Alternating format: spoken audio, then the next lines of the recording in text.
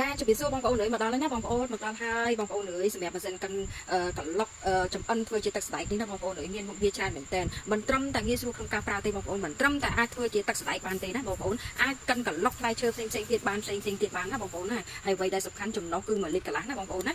ជាលក្ខណៈកែវណាក្រាស់ល្អមែនតើបងប្អូនបងប្អូនអាចកាន់ចំអិននៅក្នុងម៉ាស៊ីនហ្នឹងតែមួយបានណាបងប្អូនណាហើយនេះគឺជាមុខងាររបស់វាណាមានមុខងារច្រើនមែនតើណាបងប្អូនណាងាយស្រួលក្នុងការប្រើណាបងប្អូនណាហើយអ្វីដែលសំខាន់កម្លាំងវ៉ាត់មានរហូតដល់800វ៉ាត់ណាបងប្អូនណាសម្រាប់ម៉ាស៊ីនមួយនេះបងប្អូននេះមុខងារបងប្អូនអាចធ្វើចំអិនចម្រោះធ្វើជាទឹកស្បែកក៏បានអាចកិនកន្លុកធ្វើជាទឹកផ្លែឈើក៏បានអាចធ្វើជាស៊ុបក៏បានដែរបងប្អូនណាស៊ុបហើយអ្វីដែលសំខាន់មួយទៀតបងប្អូនធ្វើជាបបរសម្រាប់កូន baby កូនណាសម្រាប់ម្ហូបរបស់កូនក៏បានដែរណាបងប្អូនណាអាច